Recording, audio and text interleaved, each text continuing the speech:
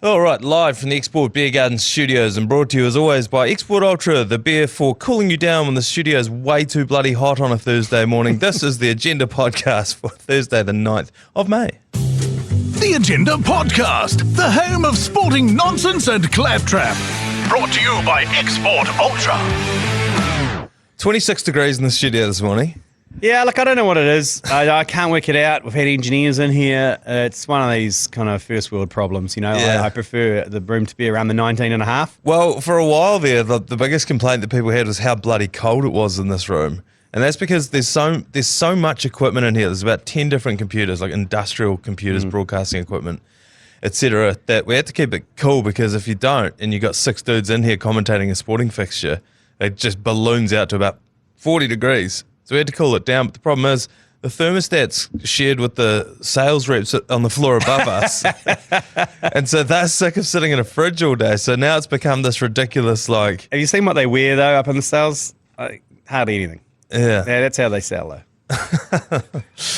Maybe, yeah, I don't know. So then they've turned it way up. I don't know, it's just a bloody...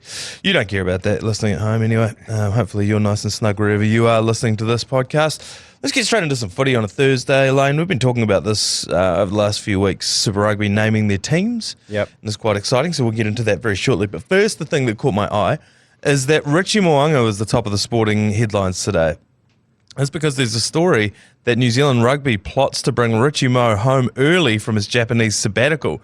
Not in small part because Razor is worried about first 5 stocks in New Zealand.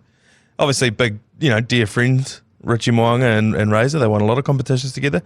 Richie Mo is on the first year of a 3-year deal allegedly worth $2.2 million a year. So and he doesn't have like a get out clause. So I can't see this happening. But when I saw it, I was just like, really? We're like 4 years away from a Rugby World Cup. Who cares if the All Blacks go through a bit of a rebuilding phase? And then I was like, who cares? Yeah. Scott Robertson. Yeah. Scott Robertson cares. Razor cares, and no doubt the board cares, and no doubt our mates Silver Lake, they care. Yeah. They care because the All Blacks brand is about winning. Yes. And unfortunately, it's not about rebuilding. No. Or not even about World Cups. I mean, to a degree, it's about World Cups, but it's about being the most dominant team consistently in the world, always. Yeah, and I think that, losing a World Cup final doesn't do any damage to the brand because we were there, and the story is that the Springboks got up and, overcame this behemoth that is the All Blacks. Yeah. I mean, that is the story that we sell. Yeah, totally. And do you know what? I don't know. It seems a bit weird that Razor's trying to get the band back together all the time. He went to Whitelock, Captain Caveman, and he went, oh, get out, buddy. I'm old. I'm good. I'm out. And now he's gone back into the old well of Crusaders and gone, hey, come on over, come back a bit early and just help a brother out. Yeah, look, I understand why. And I remember when he was coaching the Crusaders, he was saying that the Ian Foster and the All Blacks setup were constantly pressuring him to rest players. And he was like, I understand why they're doing that, but I'm the Crusaders coach. Yeah. I want to win games for the Crusaders. And so this is the same mentality he'll have with the All Blacks. It's like, yeah, I understand, it's weird, whatever. My job is... And by the way, for the last 2 years, he sat there and watched us crucify Fozzie over terrible performances. That's how he got the job. So he's sitting there going, wow, there's a very fucking small margin for error here, not a lot of tolerance for sustained periods of failure. So, I don't know, but I think he's got a free pass in this first year, don't you? Yeah, I do. I mean, it's rebuilding. We've lost a lot of players. We're building to a World Cup. I mean, there obviously is pressures internally to be successful because that's what the All Blacks brand is. Yeah. But for me, he's got a free pass. I think so Razor. too. It's blood a few new players. Get Wallace Satiti in there at number 8. Get in Brett Cameron at first 5. You got McKenzie in there, who's a safe pair of hands. Yeah. I mean, why have you got Perifetta there as well? Yeah. So, it is a finger though to McKenzie. I must admit, McKenzie will be sending Mo'unga a text going, "Stay out of my life." Yeah. This is my opportunity. Yeah. What are you doing? This is bullshit. Riley Horhip is probably upset too. Yeah. I think that you're right, and I agree with you. But I also know, having worked in the mainstream sporting media, that is not the broader public sentiment around this team. I know. And that while we sit here and go, we're 4 years away from a Rugby World Cup, who gives a shit if we lose a couple of games? Fuck, if we lose to Fiji and San Diego, is that the worst thing that happens to us? That'll be the best thing to happen to rugby. For a lot of people, it would be the worst thing to happen to them, though. Yeah. A lot of people have built their pride and self-identity on the All Blacks win all the time, and they show up and they wear their scarf that costs them $300 and they don't say anything and they clap politely. Tell everyone to shut up and buy a hot dog for $15 at a game. But you left out the black puffer jacket. Oh, sorry, the black puffer jacket. Yeah, that's right. And then price the riffraff out of going to actual games. And then veto a massive stadium when everyone wants that just so they can put a roof on another stadium that already exists and everyone fucking hates. Those kinds of people, they're going to be very, very upset. Yeah, they've built their personalities around the All Blacks winning all the time. So for them, it's a real affront when they lose. I mean, remember we lost to Ireland twice in 1 year. Yeah, Argentina as well in the same year. Those people, they didn't know what to do. No. So who are they? I saw some people burning their black puffer jackets. Yeah. That's how disgusted they were. Yeah, and those things melt, man. Yeah. It's like a dangerous plastic puddle on the ground. So who are those people when the Warriors aren't winning? The All Blacks aren't winning, you know? I just think there's a Freudian slip there. There was a Freudian slip. Well, because I was talking to Joe this morning about it, and I was like, if it was up to New Zealand Rugby, they'd do away probably with Super Rugby altogether and just play Tri-Nations or like a Southern Hemisphere comp every week. So every week the All Blacks are playing. Yeah. Because when the Warriors were on their massive winning streak and everyone was getting on board the bandwagon, everyone was saying, all of the Pinot Noir types that were coming over were saying, oh, it feels like watching the All Blacks every weekend, you know, because it's a national team and you can get them behind them. And I think that if New Zealand Rugby had its way, that's all it would be.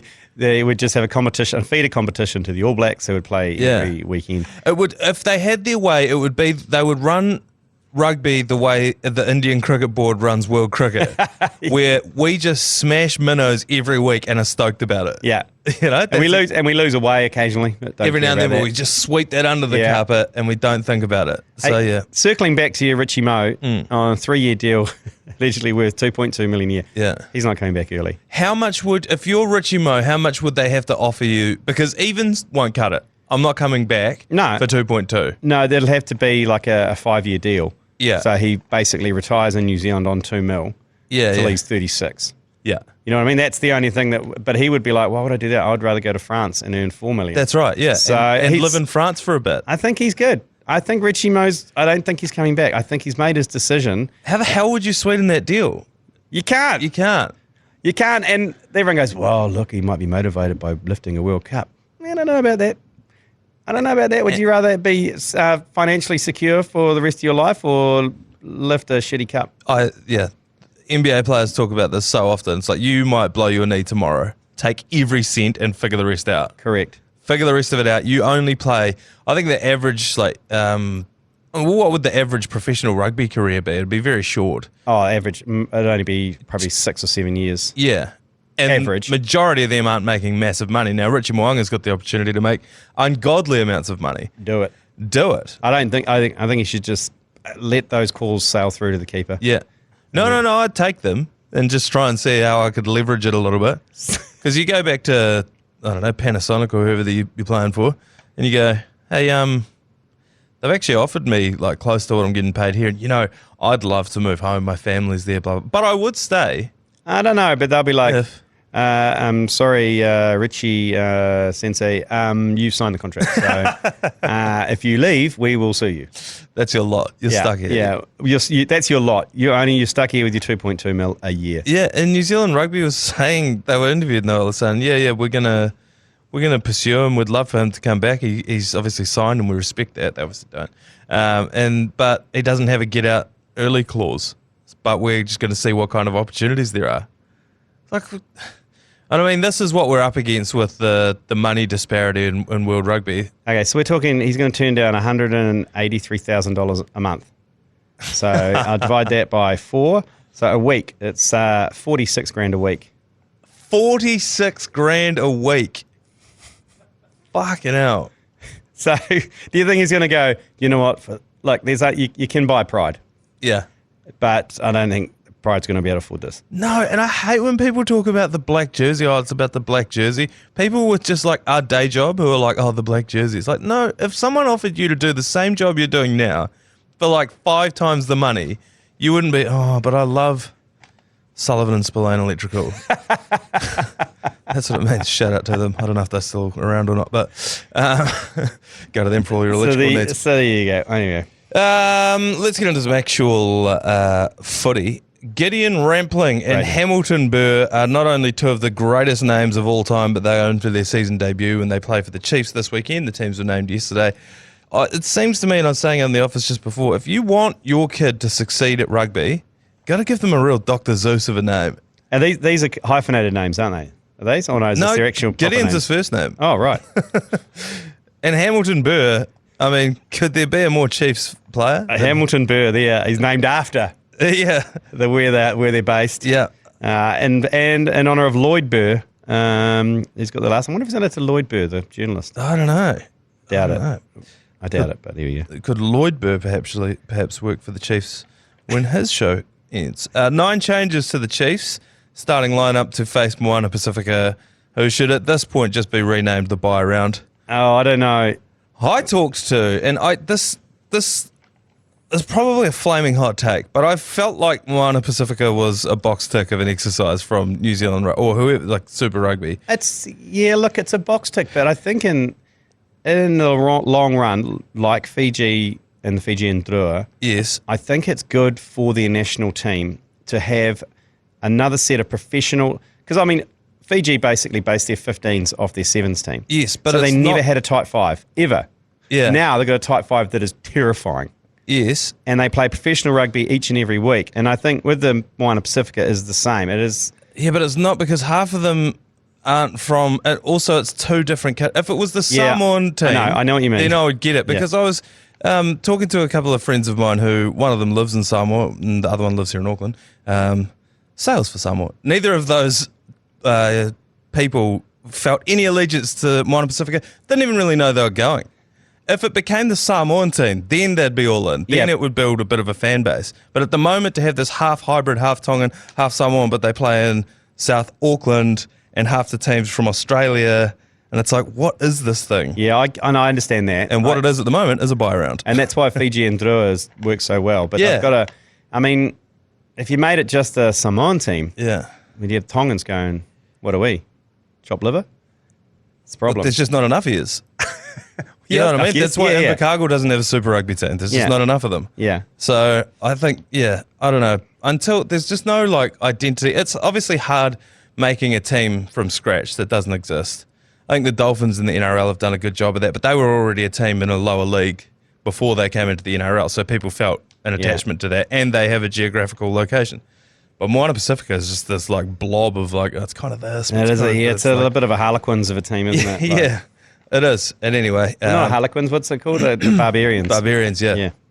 But anyway, the long and short of that is 9 players get rested from any team that's playing against them and they lose their first home game in Tonga. And I've placed a couple of, we'll talk about it tomorrow on the sports book, but there's some juicy odds coming out of that I think you can get into with the Chiefs. Yes, some juicy odds on the Crusaders as well, because Cody Taylor's just been named to return to the Crusaders, which immediately sent me scrambling to the odds for him to score a try. Yeah. And it's $2.20, which I think is about as high as you're going to get a hooker for the Crusaders.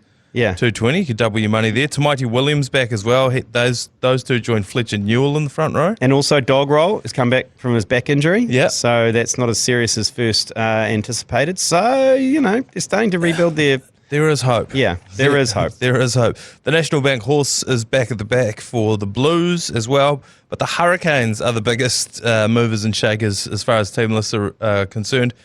5 changes. Yep. Xavier Numere, Brad Shields, TJ Perenara, Kenny Naholo, and Geordie Barrett return to the lineup for the Hurricanes. That's why they're number 1, isn't That's it? a mighty 5 to throw into the top of the table clash against the Blues. Yeah. A front rower, a blindside, a halfback, a winger, and a second 5, all some of the best players in the team. Yeah, some of the best players in the competition as well. So I'm looking forward to watching that one. That game's on 4 o'clock on the Saturday for some reason. All right, time for a quick break. We'll be right back. Lane, one of the Manawatu's most impressive farms and the childhood home of former All Blacks rugby captain Sam Whitelock has hit the market for sale. Whitelock's parents, Braden and Caroline, are selling their 433-hectare farm on Tapuna Road in Linton, known as Brayside Durries, to retire. The farm has been in the Whitelock family since 1897. You think someone's going to pay a premium because the Whitelocks came from there? Oh, I don't know. Maybe. But Caroline was famous for worming all of the Whitelock boys. Oh, you'd have to. They used to come home from university or wherever they were, boarding school, and she used to worm them all. Probably using the same product as they wormed the cattle with. Drenching them, yeah. Yeah. Look, it's been in the family since 1897, so it's a big call to say, all you Whitelock boys, Yeah. nah. Well, none of you get it. We got passed it on, and got passed on to me, and they passed it on but we're gonna end it here. Yeah. Man, we're gonna head to the mount, and we're gonna retire. God, how would you go because aren't there like 7 of those boys? There's quite a few of them. How would you go having all those sons? That's probably why they've sold up. And then not one of them, too political, none of them wanted it? Well, that's a big problem if you get into some rural chat, is the succession planning. Yeah. It's because, if one of them wants to do it and the other ones don't, it's like, well, how come he gets better treatment? Yeah. And then all of them want to do it, and you're like, well, you can't divide 430 hectares into 7. Yeah. Anyway, so they've just decided to pull pin. I'll tell you what, if you wanted to have a litter of excellent rugby players for sons, you could do worse than going in there and drinking whatever's in the water. Yeah, that's right. But I think Braden and Carolyn probably got a lot to answer for there. I don't think it's the water or the farm. You could talk yourself into it. The Blues, the Warriors, neither of them have endorsed either of the proposed Auckland Stadium options that are put forward in front of the council at the moment. And this was a headline in a couple of the newspapers this morning, was saying they won't endorse them. And the reason is because none of the options have told the Warriors or the Blues how much they're going to charge them to play there. So the Blues and the Warriors don't want to go, yeah, we're all in on the Waterfront Stadium, and then find out, we're actually going to skin you for a massive amount of money. Pick a side.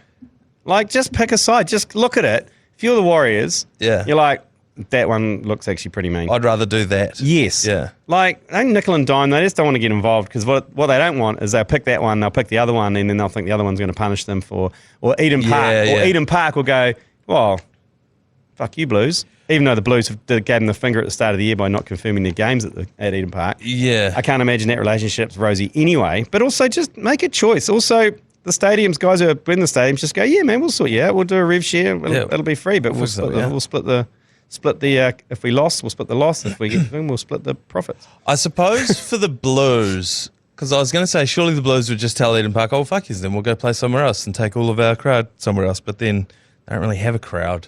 So they don't really have that lever to pull on in this negotiation, because no one goes to their games.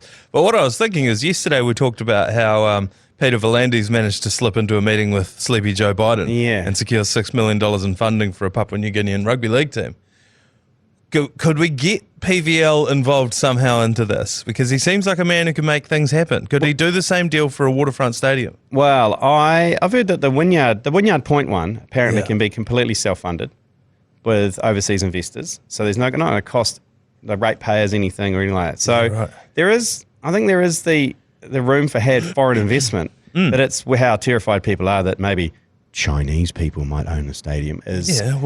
I don't care. Biden can buy it. If they're going to come in, then maybe he can just come in and buy it back. Yeah, I think that'll probably be the way. V'landys been talking about bringing State of Origin over to New Zealand, but I think the problem there is that Mount Smart doesn't seat enough people. Well, chuck a new stadium in. You guys help us and chalk it up to defending Chinese expansion into the Pacific by, there's no bigger hub of Pacific people than Auckland. No, what we need, Russians. Oh yeah, Russians. We need got a bit on at the moment. We need Putin to say he's going to build the stadium, and then Sleepy Joe will come out of a slumber and go, "What?" And then he'll come in and build it for us. Yeah. So we just need to do a bit of. Trump would probably do it. We're pro-Trump on this podcast ever since Biden slicked us of a second NRL team. So Trump would probably do it. He hasn't got any money though, has he? Really? Well, if you ask him, he does. But if you actually look into it, he doesn't. Yeah. I think that's what he's going through at the moment. All I'd say Trump Towers. Trump Stadium. Yeah. Blues and Warriors, just pick a side. Yeah. Do it. Just do it. I don't care which one it is. Just I prefer it was Wynyard Quarter. Mainly I'm selfish because of the fact that they're going to redo Vic Park at the same time, turn it into a Test cricket pitch. Yeah. Just do some. The Olympic torch has just arrived in the south of France today for the Paris Olympic Games. There's going to be 400 stops between where it's just made land now and where it eventually rests in Paris. Yeah. Do you believe that it doesn't go out for that whole trip?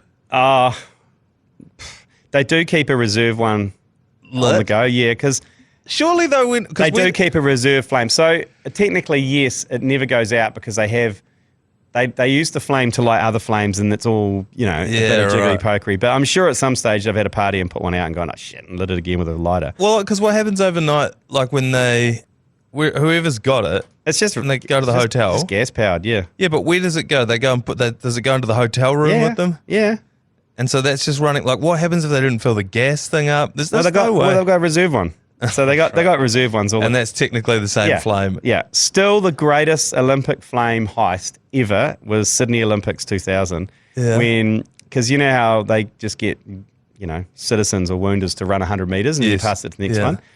In Australia, in Sydney, they had these dudes had engineered a section where their mate was running it. Yeah. And they had a barbecue next to the road and they had the gas fully going, and he ran past, dived off and lit their barbecue with the Olympic torch. And then they had the Olympic barbecue for the rest of the Olympic Games. That's genius. That is brilliant. And then had Olympic barbecues for the next week. Yeah. God, I'd love to light an Olympic durry. Stuff like that. Yeah, but there's so much security around it now. That caused all sorts of kerfuffle because now you see it run. They've got like about 6 security around them.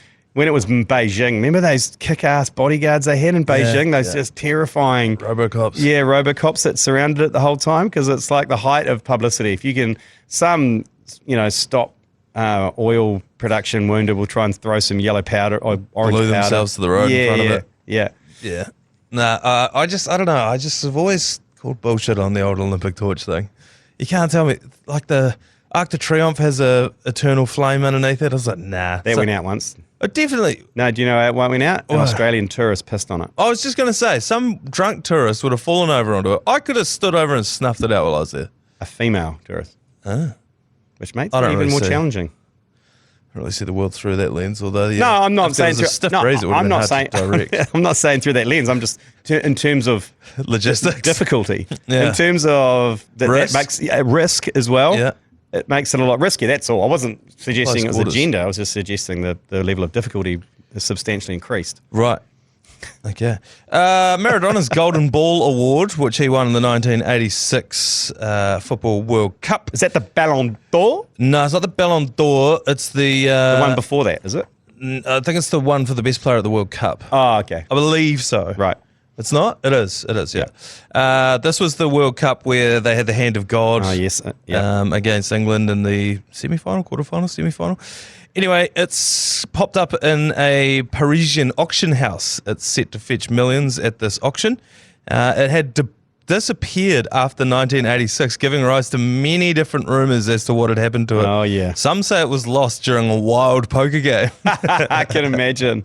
Some say it was paid off to sell debts. Debts for what, you say? Yeah. Others said Maradona had it stored in a safe in a Naples bank that was robbed by local gangsters in 1989. When he played in the Italian league. According to the story told by a reformed member of the mafia, the trophy was then melted down into gold pieces. The official story is it was just in a private collection. He sold it way back in the day and someone's had it since then, which I think sounds about right. Yeah, someone's just gone, here's $1 million. He turned that into $1 million worth of podcast powder. Yeah. And then went on his merry way. To even get into the auction for this trophy, you have to pay a $250,000 deposit. Obviously refundable. Yeah, but I mean, you have to. That's quite good. I like that. It's because they don't want me and you in the auction room. Totally. They're like 69,000. I'm out. Yeah, I just wanted to place the first bid. Yeah, they only want people who are in there if they're serious. Yeah, well, that's good. I like that. That's that gets rid of the riffraff. My only reservation about this and any of these things is how easily forgeable sporting memorabilia is. Yeah, there is a level of Authentication. Yeah, that you have to go through to get the official tick. Yeah. So yeah, we've been through a bit of that with the underarm ball that we've got. Yeah. So you have to verify the story of where it came from. Yeah. It has to be traced back, which is quite tough. Yeah. And the fact there's 2 of the balls used in the underarm. So they had one from each end because the quality of the balls is so terrible. Right. So they don't know which one it was. Well, the Wacker have the other one, and they reckon they got it directly from umpire Wesser, Right. who was the piece of shit who, first of all, allowed the underarm, and also Why did they ask him? Also disallowed the catch that Martin Snedden took when Greg Chappell was blazing away. Yeah. So what the Beige Brigade did, and we just basically, and umpire Wesser, the weasel, is dead. So we defamed him and said, how can you accept the word of a known cheat and a dishonest Australian umpire? Yeah. Because we've got one of the 2. So it's whether our one is or the one on the Wacker was the one that was rolled down is the argument. Yeah. Our one is actually kind of makes it more interesting. Yeah, ours is signed by Trevor Chappell and Brian McKechnie. Right. It came from the CEO of Qantas, who was the major sponsor of the team at the time. He got given the ball. He gave it to Ron Briley, or was it Bob Jones or Ron Briley, when they were fundraising for the Wellington College Gymnasium. And those 2, there was a competition whoever could raise the most amount of money, the gym was going to be named after them. So they were just collecting items, and then it was sold at auction at a function in Wellington when the ball was donated by, I think might have been Bob Jones, might have been Ron Briley, one of those 2. And it was bought by a group of old boys for not much back then, and then we stole it. We got negotiated a price with them post that, and then we have it now in a safe. Yeah, see that's a bit more legit. I just know that I remember Lee Hart auctioned off an iron that had this elaborate story behind where this clothing iron came from. It actually came from his hotel room because he forgot to bring something for the auction. And he had a look around the room, was just like, oh shit, there's the iron. Stole a Ridge's hotel iron. Brought it down into the floor and was like, this is the original iron that pressed Sir Edmund Hillary's jacket when he went up thing or something, I don't know. It was some like elaborate story. And ever since then I've been like, I don't know about this memorabilia. Yeah, I think there's that sort of memorabilia heist, and then there's the legit ones as well. So yeah. But there's a lot of Muhammad Ali signed gloves and stuff floating around. I'm always like, where have they come from? Yeah. Because obviously, as soon as someone dies, the value goes up and skyrockets. Right. But then again, I've been to dozens of charity dinners where a pair of Muhammad Ali signed boxer shorts or gloves have come out, and I thought, that's strange. I mean, in fact, I own a signed Maradona jersey. I bought it at an auction in Wellington. Before a All Whites game. Yeah, right. And it's a Argentinian shirt. It's signed by Maradona, authenticated. $150 I bought it for. It's on the wall at Paul Ford's house in Karori. Reasonable. Yeah, but this is when he was alive. This was a while ago. So it'll be worth more than now. Oh, probably $1,000. I mean, he would have signed so much shit just to get some stuff up his nose. Because I have Chance Nickel Clockstad's drink bottle. Yes, I know you do, and I can authenticate the fact that is his drink bottle. Yeah. Well, there's video footage of him with the drink bottle and with me. Yes. And then he just left it sitting on a table. You had the opportunity to give it back to him, though, didn't you, when you did the Trust Motors? But you didn't. I know. Well, I forgot to take it out there. But now I'm sort of thinking about maybe putting a hit out on him and then selling it. Let's just try and keep the beef between you and Adam Fanua Blake rather than spreading that wide. Yeah. The Warriors don't need that right now. No, all right. They don't. One more quick break and then we'll get into yours, please. Yours, please. Brought to you by Leader, home of the lasagna topper. There's about 5 of them to get through today, Lane. Excellent. Let's get straight into it. Caller number 1. Yours, please. Hey, guys. Just some thoughts on the Warriors. I mean, Aussies love to downplay it, but realistically, they hate nothing more than to lose to us, particularly in rugby league. So after basically embarrassing most of the competition last year, the Wires hype train starting up this year, I think they've really got us marked in the calendar and really looking to take us down a peg across the competition. So I think it's going to take a lot for us to get up. Oh, fuck South Canterbury. He's doing so well, and I was nodding in agreement to everything, and even that last statement, I nodded with agreement. Fuck South Canterbury. I think I think they're onto something because we also humiliated them in the international scene as well. Yeah. By beating, was it 30-something 6-0? Yeah, 40 maybe. Like In Hamilton. that's their sport. Yeah. Rugby league is It's Australia's sport. I mean, Yeah. that would have hurt seeing their team get humiliated by the Kiwis. Yeah, 100%. And they kind of didn't like the Warriors up the wires train that was happening. No, they didn't. Even the pundits, like, you could see the Aussie shows, they're like, mate, it's going off over there. Like, they were kind of jealous. They were getting jealous and a little bit fucked off that there was a groundswell of supporters who were into it, had a bit of character. Yeah. Getting them to the merch, had the up the wires, everyone screaming up the wires. Like, Yeah. And it was a collective kind of uprising, whereas they would have been like, this can't happen. Yeah, and the best thing that happened for them last year was that at the same time, the Knights went on a run. They actually won 9 games in a row. And so the Australians could be like, oh, isn't it amazing what the Knights are doing? Oh, the Knights are amazing. The Knights are the heroes of the NRL. Look at this 9-game streak. God, they're incredible. Watch these guys. And then we smacked them in the playoffs. I commentated that game because you guys were away, and I think I finished in the final whistle. I said, shove your dream run up your ass. Yeah. The Warriors are through. I know. So I think that just adds more credence to this guy's theory. Yeah, That, it's not a bad theory. nah, that we're embarrassing them on the biggest stage. And so that just makes it harder. And they did exactly the same with the Breakers. Remember, the Breakers won 3 in a row, and they made rule changes in the Breakers, in the competition to work against the Breakers, and then they had to rebuild for 2 or 3 years before they had won another title. This is what they do. Yeah. It's their competition, though. They can do what the fuck They can do whatever they want. It's just going to make it that much sweeter when we eventually win a comp. Yeah. It's going to be like, you guys tried to fuck us at every turn, I reckon and we still won. when the Warriors win a title, shut down the city, Yeah. because it's going to be bedlam. Yeah. It's not, nothing like when Tonga beat the Kiwis, or when they did, that kind of Shutting down the motorways. shutting down the motorways and the parties around that Rugby League World Cup. When the Warriors win an NRL title, shit the bed, that's going to be big. Yeah, shut it down for a week. Yeah. Because that's all we want. And once we've won that one, I think every Warriors fan will be happy. Yeah, Like, I saw it in my lifetime. correct. That's all we want. All right, another one here. Caller, yours, please. Yeah, g'day penises. On the back of old Matt and Jerry talking about how our parents at sports games, I was wondering what you guys think in regards to parents umpiring, reffing or coaching their own children. My father fired me for LBW, hitting top of the top of my thigh pad, going down leg, and told me to do my homework. Cheers. Do your homework. Yeah, there's a lot of as a parent, there's a lot of overcompensation that happens, and you've just got to be honest with your kids and say, I'm going to fire you in a cricket field if it hits you on the pads, because I can't be seen as being favouring you. Yeah. I can't give you player of the year, Nah. but I know you're the best player in the team. I'll take you out to a restaurant. I'll reward you in other ways, but you can't. You have to, because you don't want to be that dad, because there's too many of them around. Yeah. There's too many of those guys around who are like kids that getting all the awards, and then It's so obvious. and they're like, oh, statistically, and you're like, doesn't really matter, mate. Yeah. You look like the a dick. optics. You look like a dick. You look like a dick. Also, everyone's going to tell your kid that they only achieved what they achieved because their dad was the coach. Correct. So you just got to you got to have a deal and an arrangement with your kids Yeah. that you just go, look, mate, I know you're the best. So me and you, we know.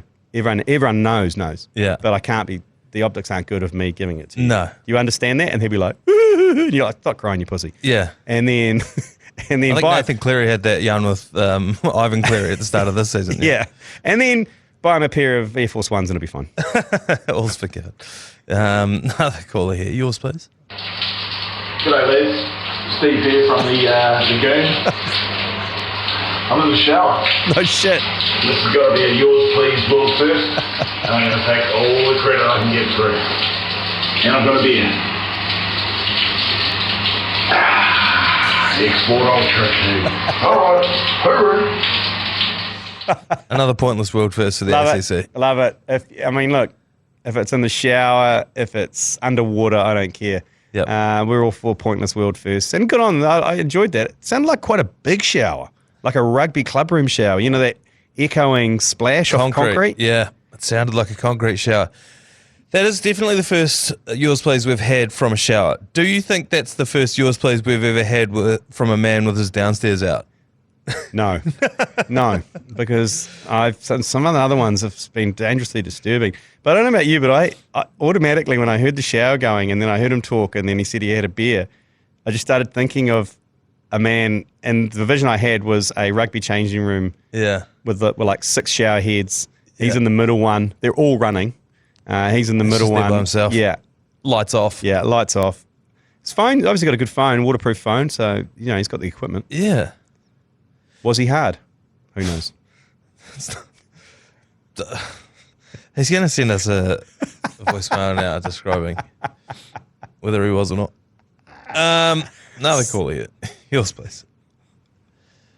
Hey boys, just going to let you guys know that the Warriors have slowly losing the wheels on the bandwagon a bit, My colleagues, they've slowly turning the knife in, telling me the Warriors are shit again. And I said, look, it's only been 3 games. But, the positives is that I am currently in Canterbury and they're all Crusaders fans, so they can go fuck themselves, I guess. Okay, 10 out of 10 for quality. Yeah. Great. Is it a headset? Great quality. I don't know what he's got there, but that was crystal clear. But yeah, being a Warriors fans in Canterbury is actually be quite good at the moment. You're like, whatever, mate. We've won more than you. Yeah. This last month has been tough for the longest time, the Crusaders offset the pain of being a Warriors fan because I actually got a bit bored of my Crusaders fandom to the point where I went into the closet. I know people don't like to hear this, but you'll remember when they were winning all those games, I wasn't saying shit. It's only now that they're losing that I just am enjoying getting busy in the in the Facebook comments and such. But now, if you're a Cantab Warriors supporter, you got nothing. Yeah. And it's your turn to cop your licks. It's coming from both ends. Yeah, it is. 100% is. So I'm sure that guy's taking a bit of style. So we've got one more. Call it yours, please. Angus Gardner is a great referee, but Nigel Owens is definitely the GOAT. You're kidding yourself if you think otherwise. He's great feel for the game, didn't take any shit. The Welshman you're thinking of, I think, is Clive Norling, who ran a dangerously tight pair of shorts and had a vanity licence plate that said Ref 01. And Steve Walsh had to leave New Zealand because he had a problem with the drink. Allegedly. He became a builder in Australia and got back into the professional ranks there. Bit of a ladies' man from all accounts. Allegedly. Sure. Wow, that was laden with defamation in there. But yeah, Clive Norling was the ref. I can never forget him as a youngster because he had dangerously tight shorts and a pot belly, and would basically commentate the game.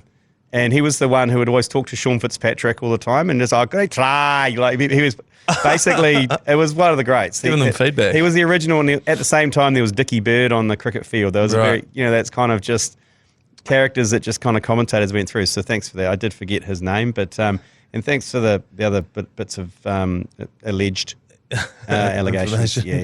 Information that you threw in there as well. Defamatory, yeah. I hate nothing more than a personalised number plate. Oh, it's because the thing to me is, it is such an ordeal to legally change your number plates, register the vehicle under those new number plates, take the old ones off, put them on, and at no point while you're knelt in your driveway do you think, I'm a douchebag. Like, how do you get that far? They're one step worse than a bumper sticker, which I also hate. Netanyahu is not going to free Palestine because you put that on the back of your bumper. I think they've had their time. Yeah. And I think the people with them now are all deeply, deeply regretful. Yeah. I don't think anyone, and like you're saying, otherwise they don't know they're a complete douchebag. I know that a few businesses do it, which I can understand. If you've got a fleet of 20 plumbing vehicles and you've got plum 1, plum 2. Yes. I understand that. I understand that. That's fine. That makes sense. That's fine. But if you've got RJH 432 on your Jaguar, Richard Hadley's initials and number of wickets he's taken, you'd hope it was a gift. I don't think I could fit Manaia Stewart one charge down against Temuka for the Waimedi under-18s on a number plate.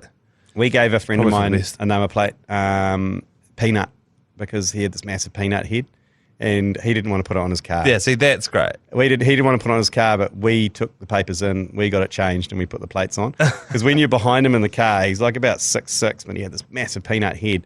shaven peanut head, and when you were behind him in a car, his head would stick up above the headrest, so it looked like a peanut. I think we've talked about this before. I've got a friend I think his parents got him one, and it was his nickname, and they gave him the personalised number plate. He never put it on, so he got so much shit for it. Yeah.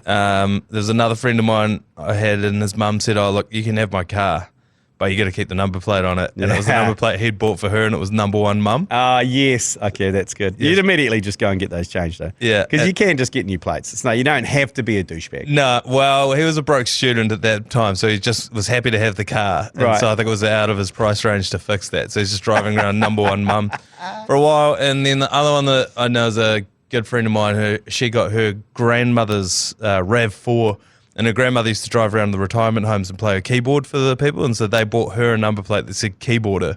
And so my mate's still got this RAV4 that we call the keyboarder, and every time I go to Christchurch, she lets me drive it some keyboarding around the city in this old Nano RAV4.